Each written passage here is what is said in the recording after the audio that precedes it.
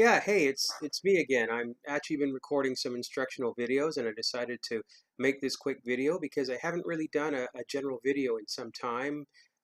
So here it is. Anyway, ideas. You know, creativity is a wonderful thing, but if you ever had this great idea that you thought, oh, I've got to write this down or I've got to try to remember this, and then finally when you get a chance to think about what was that thing I was thinking about? Well, here's basically the best way of not letting good ideas die. This might sound really odd, but I get my best ideas when I'm in the shower. Anyway, I get my best ideas when I'm in the shower.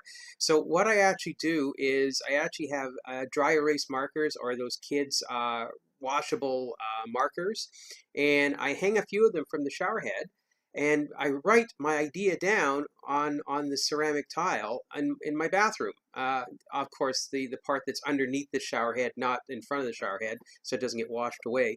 So if you have a great idea, or if you have some sort of inspiration, or you're thinking about a problem, and that's another thing, if you have a big problem to solve and you can't come up with the idea, or rather the solution, usually they say, well, sleep on it. But sometimes when you don't think about it, the solution comes. So if you're in the shower, or you have some sort of idea or something you have to remember, when you're in the shower, I strongly advise that you go and you put a couple dry erase markers. I go with two colors, blue and red, or black and red, or different colors of that in there on a string around the shower head, and just go crazy. Just print it out there. But the minute you get out of that shower, because you know what's going to happen is it's all going to fog up and it's going to run down and there's going to be a mess, is to take a snapshot of it with your mobile phone or your camera phone, whatever it is you have, and that way you have it, and then you can refer back to it. And that goes into another thing. If you're out and about, I always like to carry a pen and a piece of paper, or rather a notepad or a pencil. Pencils seldom fail me in that they don't explode in my pocket, and they never seem to run out of ink. Of course, they get dull sometimes, but carry a notepad, a little one. I know we live in the age of digital stuff, and everybody puts notes on their phones and everything. At least there's another way you can do it. You can put a note on your phone, a memo on your phone, but sometimes to actually take the phone and unlock it, and all that other stuff. And then what happens usually when you're trying to write something of any great length, someone calls you and interrupts the screen, and then you have to go back and forth. So that's where a notepad comes in, a little notebook with a pen or a pen or a pencil. As well, you can use your mobile phone with you can use the camera feature to do screen captures of stuff that you found of interest that you want to make a note of.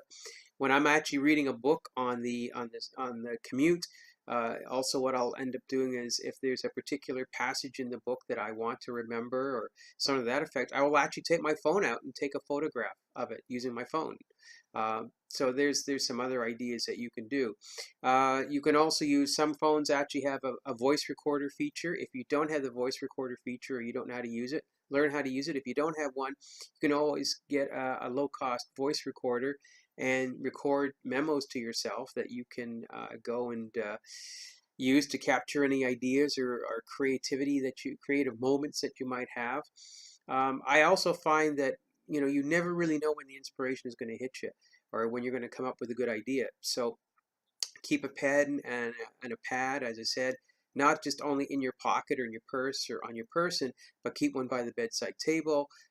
Maybe hang some dry erase markers as well on the refrigerator door. So if you're in the kitchen and you're so motivated, or you have to scratch down something really quickly, on a nice white fridge, or on a stainless steel refrigerator, it's really great. You can just write on there and not worry, it will come off. You can if you don't have a dry erase, what to call eraser to use to take it off, usually what happens is you can always use isopropyl alcohol, rubbing alcohol, those little square alcohol prep pads that will take it off really good if you're worried about that.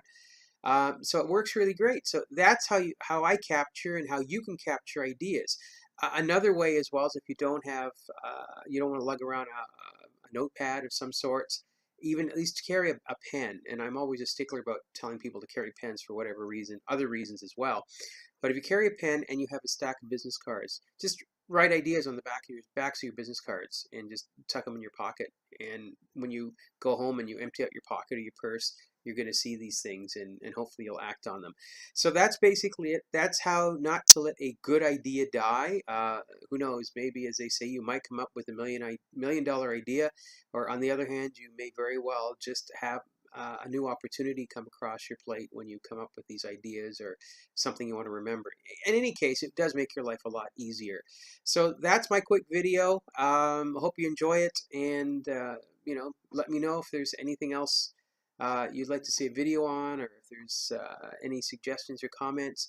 You can reach me at my website at www.drroberting.com, C-O-M, and let me know.